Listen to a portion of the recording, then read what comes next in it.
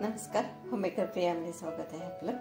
आज मी बनवणार आहे कैरीचं पन्ह, ते पण गुळवालं। तर हे एक मी मोठी कैरी घेतलेली आहे, राजापुरी आहे। बुडेल एवढं आपल्याला पाणी ठेवायचं आहे। अजून एक तांब्या लागेल मला। 2 तांबे मी पाणी ठेवले।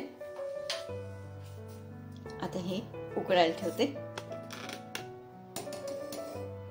ह्याला उकळायला आपल्याला जवळजवळ 15 ते 20 मिनिटं लागतील।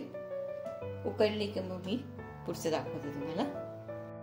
आपली कैरी आता अजून झालेली नाही, थोडी अर्धीच झालेली आहे, पण तरी 15 मिनिटं झाली। मोठी असल्यामुळे त्याला वेळ लागेल आपल्याला, अजून पुढचे 15 ते 20 मिनिटं लागतील। मग मी तुम्हाला टोटल किती वेळ लागला ते सांगेन। मी गॅस मीडियम केलेला आहे। मी आपली कैरी शिजवली व्यवस्थित। कैरी आहे ती जवळजवळ शिजत आली। त्याच्यामध्ये असं टाकून बघायचं आत जातोय की नाही।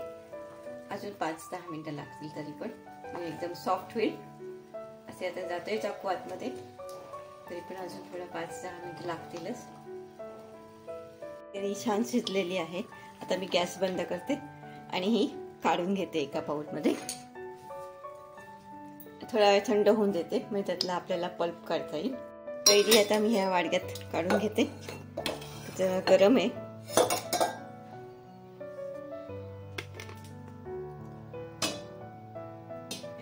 आणि ह्याच्यामध्ये थोडंसं थंड पाणी टाकून ठेवते, म्हणजे लवकर थंड होऊन जाईल। मग त्याचं तुम्हाला पल्प काढून दाखवते। कैरी थंड झालेली आहे। आता जे हे वरची आहे टोप त्याचं, ते आपण काढून त्यातला चीक काढून टाकायचं आपल्याला। थोडं काढून घेते असं, हे बघा। आणि ह्यातला जो चीक आहे तो काढून घेते। थोडंसं धुवून घेऊया आपण त्याला। आता हे मस्त साल काढून घेते आता मी। ह्याला आपल्याला हाताने निघेल किंवा मग चाकूनेच काढावं लागेल। हे पहा असं, का आतमध्ये अजून थोडी गरम आहे, त्याच्यामुळे हे मी असं चाकूनेच काढते।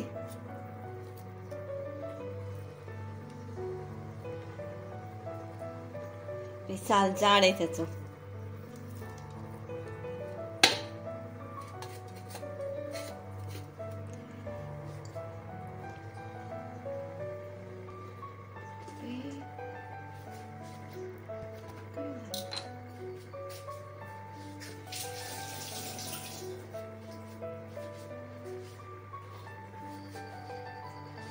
कैरी मी सोलून घेतले आणि आता हे जे सालाचं आहे ते पण आपण काढून घेऊया।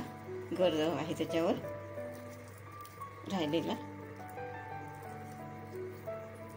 आता आपला पल्प किती होतोय ते बघायचं आपल्याला।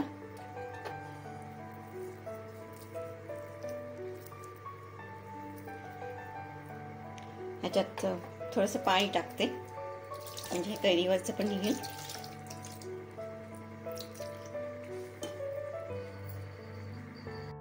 आपली कैरीचा पल्प निघालेला आहे। ते पाठ्याचं पण मी काढून घेतलं, ह्याच्यात स्वच्छ करून घेतलं। त्याच्यात जो गर आहे तो जवळजवळ 1 ते 2 कप निघालाय। 2 कप तर झालेलाच आहे।